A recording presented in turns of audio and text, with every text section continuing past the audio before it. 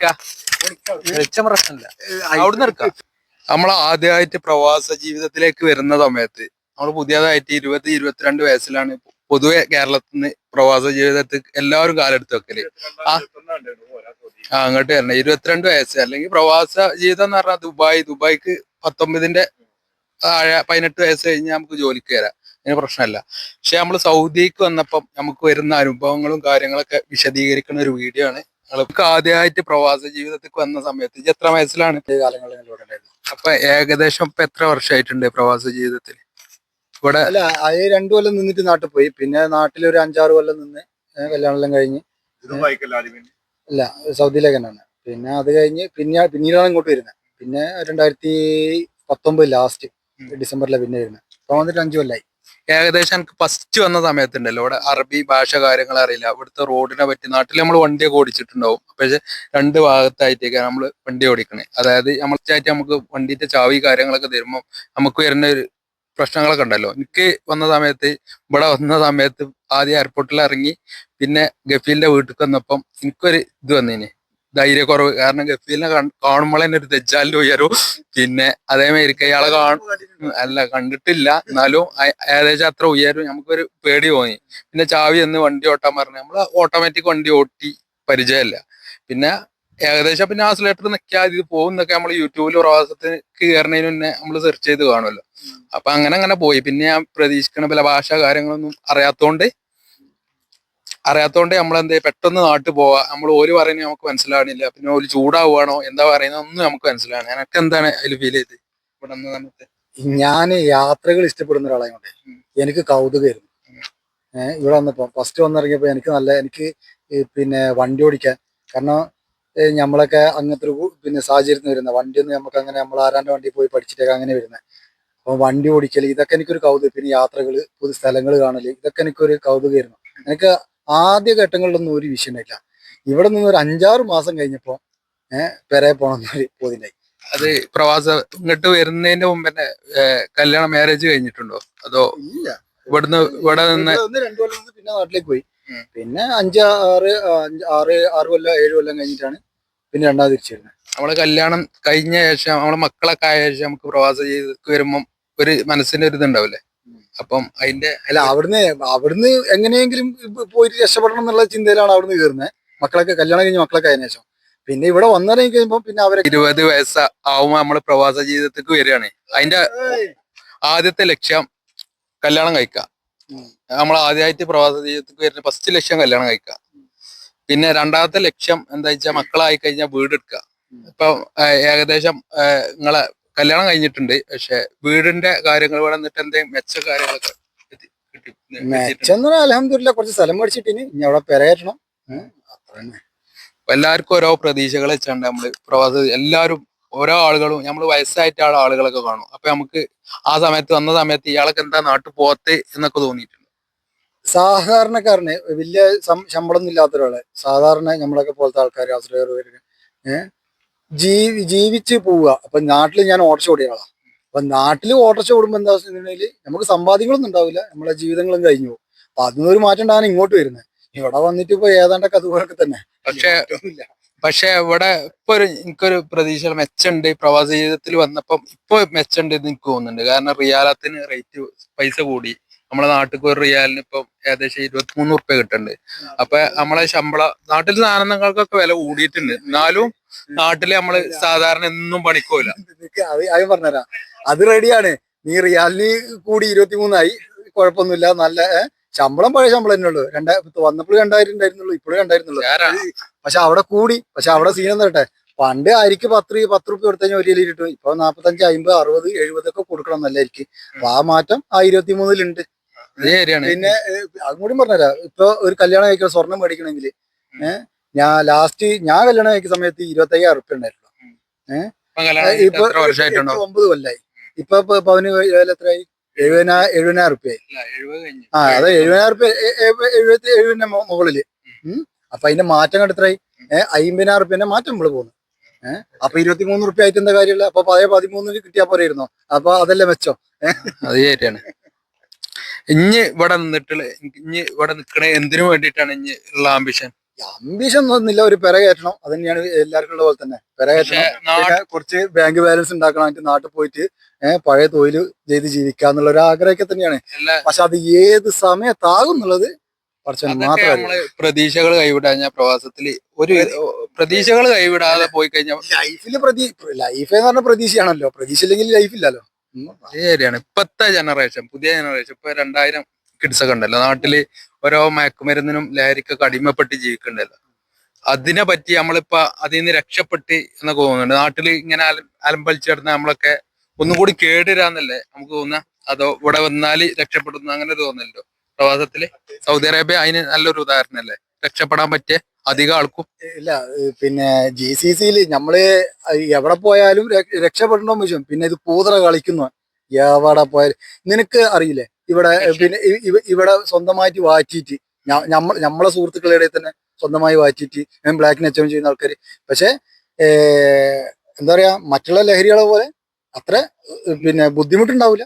പക്ഷെ അത് കുറഞ്ഞ ശതമാനം ആളുകളൊക്കെ ഉണ്ടാവുള്ളൂ അത്ര. എന്നാലും അതൊക്കെ പഴയ കാലത്ത് കൂടുതലുണ്ട്. ഇനിയിപ്പം അത് കുറെ കുറഞ്ഞ നിയമങ്ങളൊക്കെ കർശനമായപ്പം കുറെ കുറഞ്ഞിട്ടുണ്ട് ഇല്ലേ? കുറെ കുറഞ്ഞിന്. പക്ഷെ ഇപ്പൊ എല്ലാരും സിന്തറ്റിക് ലഹരിക്ക് മാറി എന്ന് തോന്നുന്നുണ്ടോ? അതുണ്ട്. ഇപ്പം പിന്നെ മദ്യത്തിന്റെ ഒരു വിഷയം എന്ന് പറഞ്ഞിട്ടുണ്ടെങ്കിൽ, ഈ മദ്യം ഇപ്പൊ 1-2 പെഗ് കഴിച്ചു കഴിഞ്ഞാല്, ചെറുത് കഴിച്ചു കഴിഞ്ഞാല് എവിടെ പോയി കഴിഞ്ഞാലും 4 ആളത്ത് പോയി കഴിഞ്ഞാലും അറിയും. മറ്റുള്ള സാധനങ്ങൾ എന്ന് പറഞ്ഞാല് ആരും അറിയില്ല. അതാണ് മെയിൻ ആയിട്ട് ആൾക്കാർ അത് ചൂസ് ചെയ്യുന്നത്. പക്ഷെ എനിക്ക് തോന്നുന്നു ഏറ്റവും ഡേഞ്ചർ ആയിട്ട് ഇപ്പൊ സിന്തറ്റിക് ലഹരിയിൽ MDMA പറഞ്ഞിട്ടുള്ള ലഹരിയാണ്. അതുകൊണ്ട് നമ്മളെ ചെറിയ മക്കളൊക്കെ ലൈഫിന് പെട്ടെന്ന് നമ്മളെ ശരീരത്തിലുള്ള പേശികൾ ഉരുകാനും, നമ്മളെ മാനസിക സംഘർഷങ്ങളും നമുക്ക് അത് കിട്ടാഞ്ഞാലുള്ള മാനസികാവസ്ഥകളൊക്കെ പെട്ടെന്ന് ആവുന്നുണ്ട്. ഇതിനൊക്കെ പെട്ടെന്ന് ഈ മദ്യം എന്നൊക്കെ പറഞ്ഞാൽ കുറെ കാലങ്ങളായിട്ട് അടിച്ചുന്ന ആൾക്കാരുണ്ട്, അവർക്കൊന്നും ഒരു വലിയ വിഷയമൊന്നും കാണാറില്ല. പക്ഷെ ഈ MDMA അടിമയായ നാട്ടിൽ കുറെ കൊലപാതകങ്ങളും കാര്യങ്ങളൊക്കെ വർദ്ധിച്ചിട്ടുണ്ട്. അതിനെ പറ്റി പിന്നെ നാട്ടിലിപ്പോ വാർത്തകൾ എല്ലാരും കാണുന്നതന്നെയല്ലേ. ഇപ്പൊ അടുത്ത് തന്നെ ഉമ്മാനെ വെട്ടിക്കൊല്ലുന്നു, ഉമ്മാനെ തലക്കടിക്കുന്നു, ഉമ്മാനെ വെട്ടിക്കൊല്ലുന്നു, സ്വന്തം അനിയനെ അടിച്ചു കൊല്ലുന്നു, കാമുകിനെ അടിച്ചു കൊല്ലുന്നു, ഇപ്പത്തുള്ള ഉമ്മാനെ അടിച്ചു കൊല്ലുന്നു. അധികം കുട്ടികൾക്കും മനുഷ്യത്വം കുറഞ്ഞിട്ടുണ്ട്. ഇപ്പത്തെ ജനറേഷന് പഴയ ആൾക്കാർക്ക് മനുഷ്യത്വം, ഈ ഓരോ ജനറേഷൻ മാറുമ്പോൾ മനുഷ്യത്വം കുറഞ്ഞു. അല്ല, മനുഷ്യത്തൊക്കെ ഉണ്ട്. പക്ഷെങ്കിൽ ഈ സാധനം കയറുമ്പോൾ മനുഷ്യത്വം പോകുന്നുള്ളൂ. പിന്നെ ഈ സാധനം പോകാനുള്ള കാരണം പിന്നെ നമ്മളെ നാട്ടിൽ ഇപ്പത്തെ ജീവിത സാഹചര്യം അതൊക്കെ തന്നെയാണ്. ഉറപ്പായിട്ടും. കാരണം പണ്ട് നമ്മള് എന്താ പറയാ, പിന്നെ മദ്രസ പഠിക്കുന്ന സമയത്ത്, സ്കൂൾ പഠിക്കുകയാണെങ്കിലും നമ്മൾ ആ പഠനം കഴിഞ്ഞ് വീട്ടിലെത്തി കഴിഞ്ഞാല് വീട്ടിലേക്ക് ഒന്നില്ലെങ്കിൽ വീട്ടിലേക്ക് എത്തുന്നതന്നെ പറഞ്ഞിട്ടുണ്ടെങ്കിൽ പിന്നെ മഗ്‌രിബ് പഠിപ്പിച്ച് നമ്മൾ കയറുള്ളൂ. നമ്മള് പിന്നെ പൈപ്പ് വെള്ളം കുടിച്ചും കളിക്കാൻ പോയിട്ടും അങ്ങനത്തെ ഒരു ജനറേഷൻ. നമ്മൾ 90s കിഡ്സില് അങ്ങനെ തന്നെയായിരുന്നു എല്ലാവരും ഉണ്ടായിരുന്നത്. ഇപ്പൊ എന്ന് പറയുമ്പോൾ കളിക്കളങ്ങൾ കുറഞ്ഞ്, കളിക്കാൻ ആളുകൾ പോക്ക് വളരെ കുറഞ്ഞു. അവരെ പരിപാടി പറഞ്ഞിട്ടുണ്ടെങ്കിൽ ഫോണിൽ കളിക്കുക. ഫോണിലൂടെയാണ് ഇപ്പൊ എല്ലാ കാര്യങ്ങളും വരുന്നത്. റീൽസുകൾ കാണുക. റീൽസിൽ ഇതിനെ കുറിച്ചിട്ട് പറയുമ്പോൾ മക്കള് ഇവര് പറയുന്നത് സിനിമ കാണുമ്പോൾ നമ്മൾ അഡിക്റ്റ് ആവില്ല, നമ്മൾ ഇത് വരില്ല എന്നൊക്കെ. പക്ഷെ എന്റെ സുഹൃത്തുണ്ട്, എനിക്കറിയാം. അവന് ആദ്യമായിട്ട് പിന്നെ കഞ്ചാവ് വലിക്കുന്നത് മറ്റേ ആദ്യം സിനിമ ഇടുക്കി ഗോൾഡോ, അതിൽ ഇവര് പിന്നെ ഫുള്ള് അജു വർഗീസും മറ്റേ ഫഹദോ ആരൊക്കെ പിന്നെ കഞ്ചാവ് അടിക്കുന്ന ഒരു സിനിമ ഉണ്ടായിരുന്നില്ലേ, അത് കണ്ടപ്പോഴാണ് അവനക്ക് ഇതൊന്ന് അടിച്ചു നോക്കണം തോന്നിയത്. അതായത് സിനിമ ഇൻസ്പിറേഷൻ ആവേണ്ട മക്കൾക്ക് എന്നാണ് പറയുന്നത്. അതായത് പുതിയ ജനറേഷൻ സിനിമയിലുള്ള നടന്മാരെ അതേവർക്ക് അനുകരിച്ച് മുന്നോട്ട്. ഇപ്പൊ എന്താ പറയാ, ഒരാൾ ഒരു സിഗരറ്റ് പിടിക്കുന്ന സ്റ്റൈല് ഇപ്പൊ സിനിമേന്റെ ഒരു സ്റ്റൈലാണ്. അത് ഇത് സിനിമയാണ്, ഇത് അങ്ങനെയാന്ന് ഇത് വലിയ വലിയ ആൾക്കാർക്ക് മനസ്സിലാവുമായിരിക്കും. പിള്ളേർക്ക് അങ്ങനെ മനസ്സിലാവാന്ന് നമുക്ക് ഷാട്ടി പിടിക്കാൻ പറ്റാലോ. എന്നാ ശരി, ഞാൻ വീഡിയോ ഇവിടെ വൈൻഡപ്പ് ചെയ്യാണ്. അപ്പൊ ഇതര പ്രവാസ ജീവിതത്തിക്ക് വന്നിട്ട് എത്ര വർഷമായിട്ടുണ്ടാവും? ഞാൻ 7 വർഷമായി. ആദ്യമായിട്ട് പ്രവാസ ജീവിതത്തിക്ക് ഇവിടെ കാലെടുത്ത് വെച്ച് മക്ക, മദീന, ജിദ്ദ കുറെ ഏരിയകളുണ്ട്. അപ്പൊ ഇവിടെയാണ് ഞാൻ ഫസ്റ്റ് വരുന്ന മദീനത്ത്. ഏകദേശം എത്ര വർഷം മദീനത്ത് നിന്ന്? മദീനത്ത് 4 വർഷമാണ്. ഇപ്പൊ ജിദ്ദക്ക് വരാൻ കാരണം, മദീനത്ത് നിന്ന് എക്സിറ്റ് അടിച്ച് ജിദ്ദക്ക് നമ്മളെ കൊറോണ സമയത്ത് അങ്ങനെ പോയി. ഏകദേശം ജിദ്ദ മദീന തമ്മിലുള്ള മാറ്റങ്ങൾ, ശമ്പളം കൂടുതൽ, അതായത് ഓട്ടം കൂടുതൽ, അങ്ങനൊക്കെ ഉണ്ടാവുമല്ലോ. ഓട്ടം കൂടുതലും ഇതൊക്കെ ജിദ്ദ തന്നെയാണ്. തിരക്കായാലും ശമ്പളമായാലും ഒക്കെ അവിടെ തന്നെയാണ്. മദീനത്ത് ശമ്പളം കുറവാണ്. മാക്സിമം അതിനുള്ള ഓട്ടവും കാര്യങ്ങളും ഉള്ള അവിടെ മാക്സിമം 1,800 2ന്റെ ഉള്ളിൽ അവിടെ വലിയ ശമ്പളമായിട്ട് വരുള്ളൂ. ഇവിടെ പിന്നെ 2,500 2,300 ഒക്കെ വാങ്ങണം. പിന്നെ നിങ്ങൾ ആദ്യമായിട്ട് എടുക്കാന്ന് പ്രവാസത്തിൽ? ഞാൻ റാബക്കില്. എത്ര വർഷമായിട്ടുണ്ടാവും പ്രവാസത്തിൽ? ഇവിടെ ഇപ്പൊ 10 വർഷം കഴിഞ്ഞു. അതായത് റാബക്കില് ജോലി തന്നെ എടുത്തിന്, അതിന്റെ കൂടെ വേറെ ജോലി എടുത്തിന്? അവിടെ പുറത്ത് ടാക്സി ഓടിയിരുന്നു. പക്ഷെ ഈ ഹൗസ് പണിയും ഈ ടാക്സി ഓട്ടം ടാക്സി തമ്മിലുള്ള മാറ്റങ്ങളുണ്ടോ? നല്ല വ്യത്യാസമുണ്ട്. ഏകദേശം നല്ല ശമ്പളം നമുക്ക് നല്ല പൈസ നമുക്ക് ഏൺ ചെയ്യാൻ കഴിയും, പിന്നെ സമാധാനം ഉണ്ടാവും എന്നൊക്കെ എനിക്ക് തോന്നുന്നു. ഹൗസ് സേവർ പണിയാകുമ്പോൾ ചില വീടുകൾ നമുക്ക് ബുദ്ധിമുട്ടാവും, ചില വീടുകൾ സുഖമാവും. അതെ. പക്ഷെ ഏകദേശം ഈ വീടിന് ഇപ്പൊ വന്ന വീടിനെ പറ്റി കുഴപ്പമില്ലാത്ത ഇവിടെ കുഴപ്പമൊന്നുമില്ല, ജിദ്ദയിൽ കുഴപ്പമൊന്നുമില്ല, നല്ല ഫാമിലിയാണ്, കുഴപ്പമൊന്നുമില്ല. ശമ്പളം അത്യാവശ്യമുണ്ട്, ഓട്ടങ്ങൾ കൂടുതൽ തന്നെയാണ്, പക്ഷെ എന്നാലും സമാധാനമുണ്ട്. പക്ഷെ നാട്ടില് 2 വർഷം കൂടുമ്പോ നാട്ടു പോകും, 1 വർഷം ആകുമ്പോഴും പ്രശ്നമൊന്നുമില്ല എന്ന് എനിക്ക് തോന്നുന്നത്. അതെ അതെ, 2 വർഷം കൂടുമ്പോ 3-4 മാസം നാട്ടിൽ പോവാം, നാട്ടിൽ പോവാ. നല്ല സമാധാനം തന്നെ. ശമ്പളം അത്യാവശ്യം വലിയ കുഴപ്പമില്ലാത്ത ശമ്പളം. അൽഹംദുലില്ലാ ശമ്പളം. പുറത്തുള്ള ആളുകളൊക്കെ പറയും ഹൗസ് സേവർ പണി മോശം ജോലിയാന്നൊക്കെ ചില ആളുകളൊക്കെ നമ്മൾ ഇങ്ങനെ കാണാം. ഹൗസ് സേവർ പണിനെ പറ്റിയൊക്കെ ഈ ഫീൽഡിൽ യൂട്യൂബ് ചെയ്യുന്നതുകൊണ്ട് അപ്പൊ അതിന്റെ അടിയിലൊക്കെ കമന്റുകൾ കാണാം. അതായത് ഹൗസ് സേവർ പണിക്ക് ശമ്പളം കുറവാണ്, ഇതിലും കുറഞ്ഞ ഇതിൽ ശമ്പളം എടുക്കുന്ന പല ആളുകളുണ്ട്, എന്നാലും നമ്മളങ്ങനെ പുച്ഛിക്കണ കാണാം. അതിനെ പറ്റി എന്താ? അത് വളരെ കുറഞ്ഞതുള്ളൂ, ഒരു 100-10 അങ്ങനെയൊക്കെ വരുന്നുള്ളൂ. അത് കുറഞ്ഞ ആളുകൾ എനിക്കും അങ്ങനെ തോന്നുന്നുണ്ട്. കാരണം നമ്മളതിനാട്ടിലും കുറഞ്ഞ ഇതിൽ ശമ്പളം എടുക്കുന്ന ബക്കാലകളിൽ പണിയെടുക്കുന്നത്, കുറെ ഇതിലൊക്കെ പണിയെടുക്കുന്നത്. പക്ഷെ ഇതിനാട്ടിലും റിസ്ക് ഉള്ള പണിയാണ് ഇത്. നമ്മൾ വേണം വണ്ടി ഓടിച്ചാൽ മതി, നമ്മളെ വണ്ടി മെയിൻറ്റെയിൻ ചെയ്ത് ഇങ്ങനെ പോയി കഴിഞ്ഞാൽ നമ്മള് വീട്ടിൽ നമ്മളെങ്ങനെ നിൽക്കുന്നത് അതേപോലെ ഇവിടെ നിൽക്കാൻ തോന്നുന്നു. അത്ര തന്നെ, നമുക്ക് ഒരുപാട് പേരെ കാണാം. എന്താ തോന്നി? അത്ര തന്നെ ഉള്ളൂ. പിന്നെ ഓരോ വീട്ടിലും ഓരോ സാഹചര്യങ്ങളും കാരണം എല്ലാവർക്കും ഒരേപോലെ ആവില്ല. ചില വീടുകൾ മോശം ഉണ്ടാവും, അതുകൊണ്ട് പോലെ അഭിപ്രായം അങ്ങനെ പറയുന്നത്. നമ്മളെ വീട് പോലെ വില കാണുമ്പോൾ നമുക്ക് അങ്ങോട്ടും ഇങ്ങോട്ടും വലിയ പ്രശ്നങ്ങളും കാര്യങ്ങളും ഒന്നും ഉണ്ടാവില്ല എന്ന് എന്റെ അഭിപ്രായം. എന്റെ വീടിനെ പറ്റി നമുക്ക് നമ്മൾ നിൽക്കണ ഇതിനെ പറ്റി നമുക്ക് അത്ര തന്നെ ഉള്ളൂ. നമുക്ക് അങ്ങനെ തന്നെ 100%. നമ്മള് പെർഫെക്റ്റ് ആയിട്ട് നിൽക്കാഞ്ഞ പോലും അതേപോലെ തന്നെ നമ്മളോട് നിൽക്കുക എന്നാണ്. അത് മനുഷ്യന്മാരായ എല്ലാവരും ഒരേപോലെയാണ്. നമ്മൾ അറിയുന്ന ആളുകളായാലും അങ്ങോട്ടും ഇങ്ങോട്ടും ഒക്കെ മനുഷ്യന്മാരല്ലേ. ഓർക്ക് ദേഷ്യം വരുമ്പോ ഓര് പറയും, നമുക്ക് ദേഷ്യം വരുമ്പോ നമ്മള് പറയും. അത്ര തന്നെ ഉള്ളൂ. കല്യാണം കഴിഞ്ഞ് നിങ്ങള് മലപ്പുറം ജില്ല അല്ലേ? ഞാന് പാലക്കാട് പാലക്കാട് ജില്ല. പക്ഷെ മലപ്പുറം ജില്ലയും പാലക്കാട് ജില്ലയും തമ്മിൽ എന്തെങ്കിലും കൂടുതലായിട്ട് ഭക്ഷണത്തിന്റെ കാര്യത്തിലൊക്കെ നല്ല മാറ്റങ്ങൾ ഉണ്ടോ? അവിടെ റാവത്തർ ബിരിയാണി, നമ്മളവിടെയൊക്കെ സാധാ ബിരിയാണി. പക്ഷെ സൽക്കാരങ്ങളൊക്കെ വരുമ്പോൾ ഭയങ്കര ചെലവ് കൂടുതൽ മലപ്പുറം, കോഴിക്കോട് അങ്ങനെയുള്ള ജില്ലകളാണ് തോന്നിയിട്ടുണ്ട് അല്ലേ?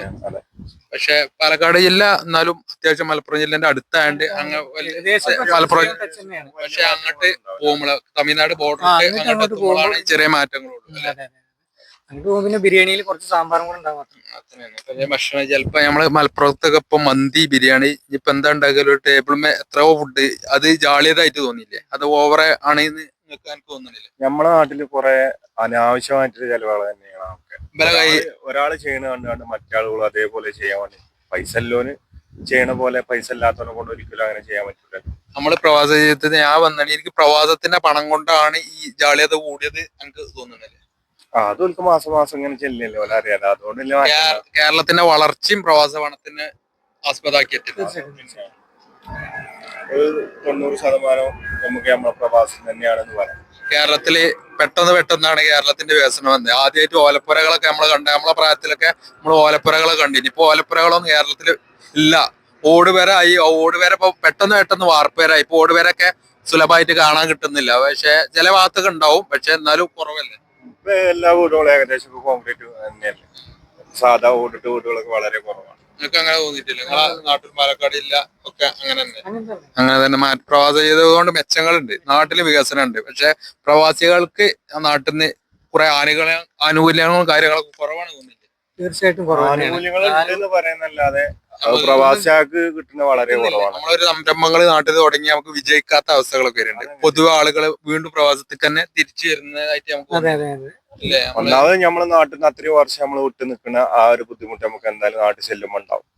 പിന്നെ നമ്മള് സംരംഭം തുടങ്ങുകയാണെങ്കിൽ ഏകദേശം അതിനെ കുറിച്ച് നല്ലോണം പഠിച്ചതിന് ശേഷം തുടങ്ങിയേക്കാരം നല്ലത്. പക്ഷെ എത്ര പഠിച്ച ആളുകളും നാട്ടിൽ സംരംഭം തുടങ്ങിയിട്ട് നമുക്ക് നമ്മളെ നാട്ടില് വികസനമൊക്കെ ഉണ്ട്. പക്ഷെ പറയുമ്പോ വികസനമൊക്കെ ഉണ്ട്, അതിനൊരു എതിരുള്ള ഇപ്പൊ നമുക്ക് ഇപ്പൊ എങ്ങനായാലും എത്ര പ്രതീക്ഷിച്ചാലും എക്കാലത്ത് നമ്മളെ നാട്ടില് എന്തൊരു സംരംഭം തുടങ്ങിയ അതിനെതിരെ പല പ്രശ്നങ്ങളും കാര്യങ്ങളും വിജയിച്ചെന്ന് കണ്ട അസൂയപ്പെടാൻ ഒരുപാട് ആളുകൾ ഉണ്ടാവും. ഒന്നെങ്കിൽ നല്ലോണം ചീറ്റി ഉണ്ടാവില്ല, 2 വർഷം എന്തായാലും ഉണ്ടാവും. പക്ഷെ നമ്മളെ നാട്ടില് അധികം ആളുകളും തമിഴ്നാട്ടിലും കർണാടകയിലൊക്കെ പോയി ബിസിനസ് ചെയ്യണ്ടേ, അതിലൊന്നും കുറവാണ്. അതിൽ പൊട്ടണേ അധികം ആള് വിജയിച്ച് നാട്ടിൽ പല വീടും കാര്യങ്ങളൊക്കെ ആയിട്ട് നിൽക്കുന്നുണ്ട്. പക്ഷെ കേരളത്തില് ഒരു പുതിയ സംരംഭങ്ങളൊക്കെ ഇങ്ങനെ പൂട്ടുക അങ്ങനെയൊക്കെ തോന്നിയിട്ടുണ്ടോ?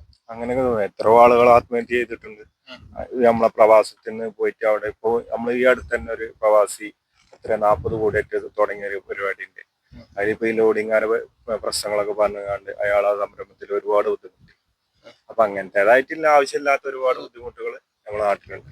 പിന്നെ കേരളത്തിലെ നമ്മളെ ഇന്ത്യ സൗദി അറേബ്യയും തമ്മിലുള്ള ഒരു മാറ്റം ഉണ്ടല്ലോ. അതായത് ഇന്ത്യ ചൈന അല്ല, നമ്മളെ ചൈന ഇന്ത്യ തമ്മിൽ അതിന്റെ വികസനത്തിനൊക്കെ എത്രയോ മുമ്പില്ല. ഇന്ത്യക്കും 50 വർഷം മുമ്പിലാന്ന് തോന്നിയിട്ടുണ്ടോ? ഇന്ത്യയിൽ വർഗീയത മാത്രം പറഞ്ഞിട്ട് ജനങ്ങള് പൊട്ടന്മാരായിട്ട് ഇങ്ങനെ ജീവിക്കണം, അങ്ങനെ തോന്നിയില്ല? അതിപ്പോഴത്തെ സാഹചര്യം ഇപ്പൊ എന്താ, നമ്മുടെ നാട്ടിലത്തെ എല്ലാ സാധാരണക്കാരും അല്ലാത്തവനൊക്കെ മനസ്സിലാക്കുന്ന കാര്യങ്ങൾ തന്നെയാണ്.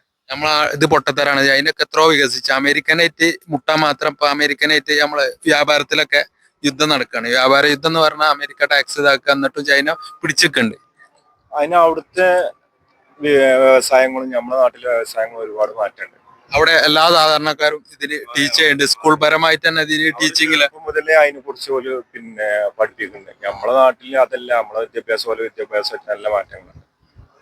ഏതായാലും വീഡിയോ ഇത്ര കൂടുതൽ ലെങ്ത് ആവും. അപ്പൊ അടുത്ത വീഡിയോ ആയിട്ട് നമുക്ക് വീണ്ടും വരാം.